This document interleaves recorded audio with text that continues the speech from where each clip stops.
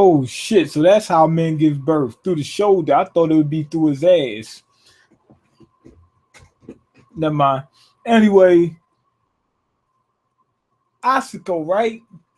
She made it out just in time, like they always do. And the yokai monks or whatever, you know, them guys that fight against yokais, the monks, they got some pretty good skills. They was able to block Hakumen no Mono's attack. Okay, that was good. It was kind of hard to believe that they was that strong, but later on you see something else happen which validated it. Um, because what happened? The time Yokai he comes through, right? He came through and he had a little company. He came with a little backup. It's that little kid, right? That looks up to Ushio. He said that he went back in time and seen the birth of Hakumen. I wonder why they didn't show this to what you call him, Ushio, earlier. But anyway, he's seen everything, so he knows Hakumen's weakness. You know, that's what he says. He said, I know how to fuck Hakumen up. I know how to fade him. So he went in the past and learned how to fade him. Anyway, Hakumen was trying to move out and start destroying cities and towns and shit, you know, villain shit. And it breaks through the fucking barrier that the monks put up. So the monks weren't that strong. They're not OP. It didn't feel once that happened. To me, it validated them being able to do that first because it showed that there's not a like knock them a power up. You know, like I'm powered up just because I have to. You know, because they still lost. You know, we seen the full extent of their powers and they still lost. So I like that point. Anyway, after we get that kid that shows up, I forgot what was his name. I know the dude, the yokai, he got well, he's not even a real yokai, he's a synthetic yokai or something like that. I think his name is Kyrian or something like that. What's the kid name? Delarice. I think his name Delarice or something. I can't remember. I'm sorry, I can't remember his name. The kid. Anyway, after that scene happens, we cut to Ushio, and he's going into the past through his mind. I don't know how that's working, but he can do it. So he's in the past where you find out there's a guy who was basically Aladdin and he was being bullied, so he came back to the school strapped. He was getting bullied from a kid, you know, people were talking shit. He hates when people talk shit. The dude was basically Aladdin, had the head wrap, the pants, all that.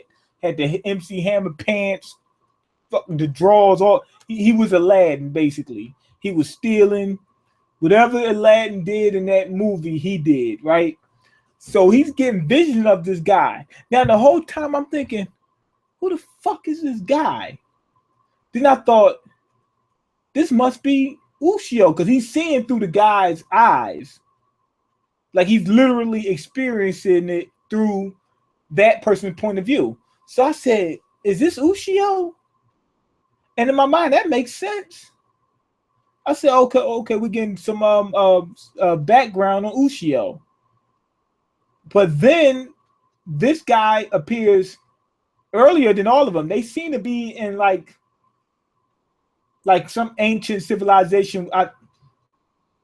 It might be an Indian civilization or like a Sumerian civilization. I don't think it was Egyptian, but I think it was like Middle Eastern or Indian. I think it was that era. But yeah, they're in that time, and I was thinking that was Ushio. It makes sense, but it happened way before the whole Hakumen attacking that village in China happened. So I'm like, damn, Ushio goes back even further than Jime and them. That's strange. Anyway, the dude name is Shagakusha or whatever I think his name, Shagakusha, and he turned into a beast. Turned out he was a beast. He had shoulder problems, like he kept feeling pain in the shoulder, but he turned into a beast. I mean, people couldn't fuck with him. He was just a beast. He'll kill you and your mom. And he had a sidekick that kept his head in the game because he hated everybody. He had a life where everybody was like hating on him. So he just started, he just hated everybody. And then on top of that, once he became a hero, then everybody loved him. Now, that makes sense because why wouldn't they love you if you saving them? But here's his problem. He's like, damn, I was a decent person way back when, and they ain't give a fuck about me. Now they like me now that I'm saving them. The only reason they like me, because they really don't like me, they just like the fact that they're alive because of me. That's how he felt. So he felt like he was being used, which he was, but it just wasn't to the extent that he made it out to be. I can understand people being pissed about that. I mean, I had situations like that. I know everybody had situations like that. Where you're like, damn, when I'm doing something for you, I'm the greatest person, alive. But really, you just saying that just because you want to use me. But then when I'm not doing you any harm. I'm just doing what I want to do. It's a problem. That's how he felt. He hated every fucking thing. But he had ran into this kid who was his sidekick. He was being trained by him or something like that, and the guy was wanted to be a soldier as well. His name was Rama. After finding out what happened, I'm thinking that Ushio may have been Rama. But the whole time I was thinking, Ushio is Shagakusha, and that kid Rama is the kid from remember the kid with the scythe that's getting ready to help, the one that got brought back in time? I thought that was him. I was like, okay, they was a team back way before. That would have seemed good. So anyway, he ran off on the plug twice. No, I'm playing, but he ran into this girl, right? And he saved her. And it turned out that was Rama's sister. He got real close to them. Rama was actually a good dude, and he realized, damn, Rama, he likes me for me. He actually looks up to me. He doesn't want anything in return. He's a genuinely good person. So that broke the ice. Then the sister came. He was like, damn, the sister's a pretty good person too. He said, not only that, I'm going to fuck this broad. No, but he was thinking that too. But he was like, these are genuinely good people. And they helped him out. They got him some food. Like baby boy got me new clothes in the video game. I love y'all. That's what he said. So later on, the village was getting ready to get attacked. He was trying to get his girl and Rama out of there and ran into a fucking ambush. And they let it rain on his ass. They let it rain on his ass. It was purple rain. Prince was back. I heard doves crying in the background. Saw his girl get murdered right in front of his eyes.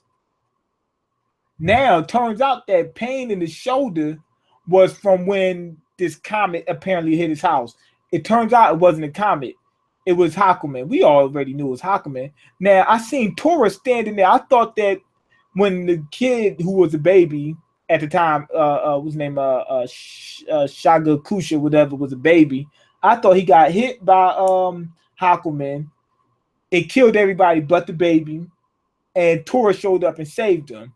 Because I seen Tora standing there. I thought Tora was standing there. He had his arm like this, cocked like this. I thought the baby was behind his arm so you couldn't see it. But that wasn't the case. So anyway, Hakumen popped out the guy's shoulder. Boy, that shit was nasty. Blew a hole through him. Turns out, Hakumen, the way they explained it, it seemed like Hakumen is literally evil itself. Like it is evil itself. It's a yokai that's evil itself. That's what it seemed like. and it was in the form of like of just like darkness. So basically, it was like a ghost, and it would go into different people and cause drama, and that would like fuel it. Basically, it's like Freddy Krueger, and it said that it wanted to have even more fun, so it needed a body, so it chose Shagakusha as a damn vessel and incubated in his ass like alien and popped out of him. So then it turned around and told Shagakusha that he's gonna live forever. Why is that? I'm thinking that Hakumen and Shagakusha are tied together. Like it can't kill him because it left him alone, didn't fuck with him. Why wouldn't it kill him? Because that might kill him, or I don't know. I think it might kill him. Shagakusha might die without him too. I'm not exactly sure, but I'm thinking, why would it need a vessel? I'm thinking that the vessel is tied to the vessel some type of way. It needs it to live. Then we find out that Rama got taken out by fucking Hakumen. So now Shagakusha, who was actually turning around for a minute, goes back to the hatred thing, which is the reason why you can't beat Hakumen with hatred. Hatred only fuels him. It seems like anything negative makes Hakumen stronger. So that's why it had to incubate in this dude. Anyway, killed him. Now this dude, Shagakusha, is on the fucking... I mean, he's trying to kill Hakumen no matter what. And he's been trying to kill him for hundreds and hundreds and hundreds of years till he found out this tale about this beast spear. The beast spear is supposed to be able to defeat him, right? The guy who made the beast spear, I thought was Tora. Turns out I was fucking wrong. Sue me. So the dude, basically, Hakumen pissed everybody the fuck off. Hakumen done pissed so many people off. He made so many enemies that everybody's on his ass. Everybody want him today. So he pissed off Shagakusha, right? Who's been alive for 3,000 years. Pissed him off. The dude who created the beast spear pissed him off. And pissed off G-May. So it was more people that was out to get Hakumen other than just this dude Shagakusha. Turns out the beast spear was made. So now you got two people going after, you got a couple people going after Hakumen.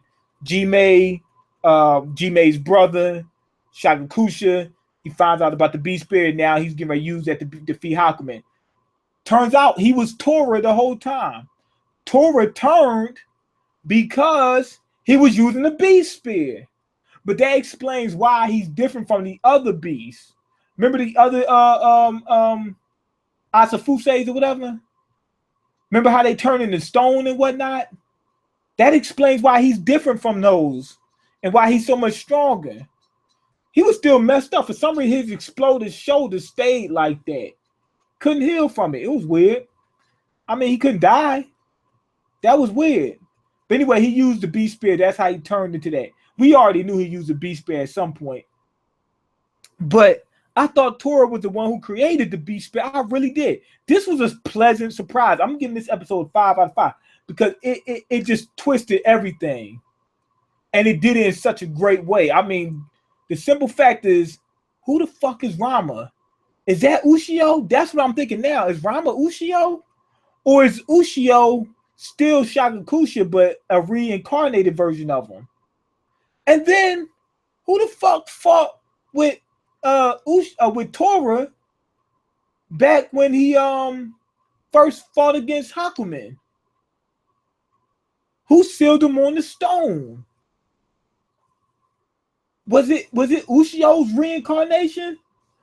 Was Rama reincarnated as the guy who fought beside Tora when he first fought Hakumen, and now he's back and Ushio is Rama?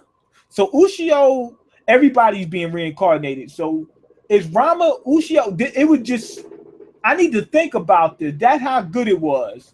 It was just a pleasant surprise, and it just kept me. It's making me think a lot. It's making me suspicious. It's making me think a lot. No, I'm joking. But I'm thinking Rama turned out to be a beast spear wielder, and then turned out to be Ushio, another beast spear wielder. And this dude Shakakusha, basically, he's just Tora. There's no reincarnations of him or whatever.